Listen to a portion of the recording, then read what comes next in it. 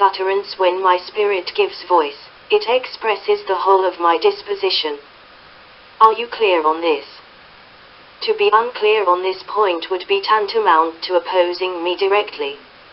Have you truly seen the importance that lies herein? Do you really know how much effort, how much energy, I expend on you? Do you really dare to lay bare what you have done before me? And you have the nerve to call yourselves my people to my face. You have no sense of shame, still less any reason. Sooner or later, people like this will be expelled from my house. Don't you come the old soldier with me, thinking that you have stood for my testimony. Is this something that humanity is capable of doing? If nothing remained of your intentions and your goals, you would long since have struck out on a different path. Do you think I don't know how much the human heart can hold? From this time forth, in all things you must enter into the reality of practice. Merely flapping your gums, as you used to do, will no longer get you by. In the past, most of you managed to sponge under my roof. The fact that you are able to stand firm today is entirely due to the severity of my words. Do you think that my words are randomly spoken without an object? Impossible. I look down upon all things from on high, and exercise dominion over all things from on high. In the same way, I have sent forth my salvation over the earth. There is never a moment when I am not watching, from my secret place, humanity's every move, everything they say and do. Humanity is to me an open book. I see and know them one and all. The secret place is my abode, and the empire e'en the bed on which I he.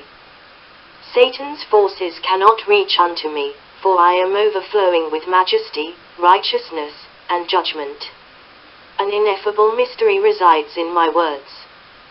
When I am speaking, you become like fowls that have just been cast into water, overwhelmed with confusion, or babies who have just had a fright, seeming to know nothing, because your spirit has fallen into a state of stupefaction. Why do I say that the secret place is my abode?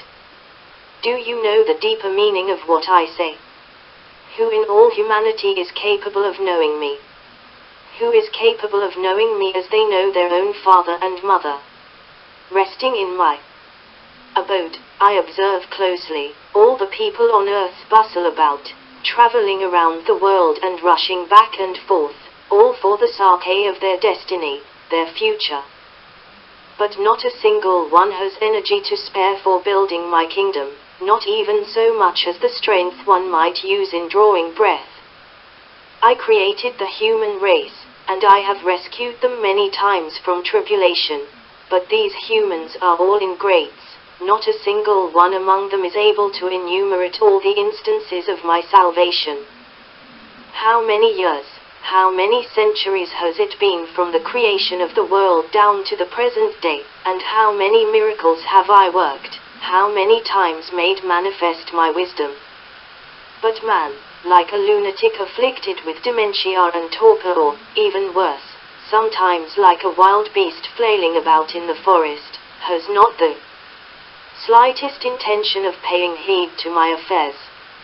Many times I have given man the death sentence and condemned him to die, but the plan of my management cannot be altered by anyone. And so man is, still in my hands, strutting the old things he clings to. Because of the steps of my work, I have, once again, rescued you, you beings born into the corrupt, decadent, filthy, and sordid big family. The work I have planned keeps pressing forward without a moment's surcease. Having moved into the age of kingdom, and having carried you into my kingdom as my people, I will have other demands to make of you. That is to say, I will begin to promulgate before you the constitution with which I will govern this era. Since you are called my people, you should be able to glorify my name, that is, stand testimony in the midst of trial. If anyone attempts to deceive me and conceal the truth from me, or engage in disreputable dealings behind my back, they will without exception be chased out, removed from my house to await summary action. Those who have been unfaithful and disobedient to me in the past, and today rise up again to judge me openly, they too will be chased out from my house. Those who are my people must constantly care for my burdens as well as seek to know my words. Only people like this will I enlighten, and they will surely live under my guidance and enlightenment, never meeting with chastisement. Those who, failing to care for my burdens, concentrate on planning for their own futures, that is, those who do not aim with their doings to satisfy my heart but rather to catch a handout, these beggar-like creatures I absolutely refuse to use, because from the time they were born they know nothing of what it means to care for my burdens. They are people with abnormal sense. People like this are suffering from malnutrition of the brain, and need to go home for some nourishment. I have no use for people of this kind. Among my people, everyone will be required to regard knowing me as an obligatory duty to be fulfilled to the end, like eating, dressing, and sleeping, something that one never forgets about for a moment, so that in the end knowing me will become a familiar skill like eating, something you do effortless, with a practiced hand. As for the words I speak, every single one must be taken with the utmost certainty and fully assimilated. There can be no perfunctory half measures. Anyone who does not pay attention to my words will be regarded as directly opposing me. Anyone who does not eat my words, or does not seek to know them, will be regarded as not giving me attention, and will directly be swept out the door of my house. For, as I have said in the past, what I desire is not a great many people, but a select few. Out of 100 people, if only one is able to know me through my words, then I would willingly throw away all the others to focus on enlightening and illuminating this single one.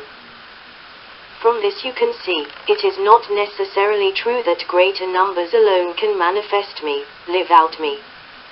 What I want is wheat, even though the kernels may not be full, and not tares, even when the kernels are full enough to call for admiration. As for those who give no regard to seeking but instead behave in a slack manner, they should leave of their own accord. I don't wish to see them anymore, lest they go on bringing disgrace to my name. On what I require of my people, I will stop at these precepts for now, and will wait to make further sanctions depending on how circumstances change. In days past, the great majority of people thought I was the God himself of wisdom, that I was the very God who saw deep into the hearts of men, but it was all superficial talk. If man had truly known me, he would not have presumed to leap to conclusions, but would have kept on trying to know me through my words. Only when he had arrived at a stage where he truly saw my deeds, would he have been worthy to say that I was wise, that I was wonderful. Your knowledge of me is too shallow. Throughout the ages, how many people have served me for how many years and, having seen my deeds, really came to know something of me, and so they always had a submissive heart toward me, not daring to harbor the least intention of opposing me. Because how difficult it is to seek out my footprints. If my guidance was absent among these people, they would not dare to act rashly, and so, after living through many years' experience, they eventually generalized a portion of knowledge about me, saying that I am wise, wonderful and counselor, that my words are like a double-edged sword, that my deeds are great, astounding, and wondrous, that I am robed in majesty, that my wisdom reaches higher than the firmament, and other insights. But today you are only knowing me on the foundation they have laid, so the great majority of you, like parrots, are just mouthing the words that they have spoken. It is only because I take into account how shallow is the way in which you know me and how poor your education is that I have spared you so much chastisement. But even so, the great majority of you still do not know yourselves, or think you have already reached my will in your deeds, and for this reason have escaped judgment. Or you think that, after becoming flesh, I have completely lost track of man's doings, and for this reason you have also escaped chastisement.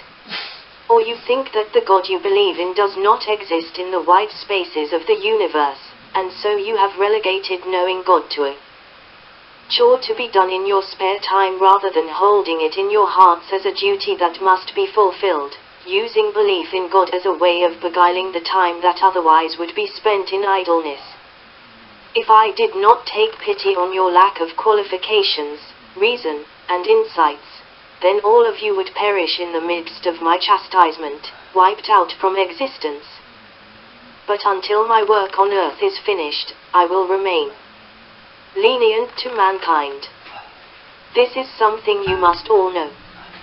Stop getting good and bad muddled up. February 25, 1992. The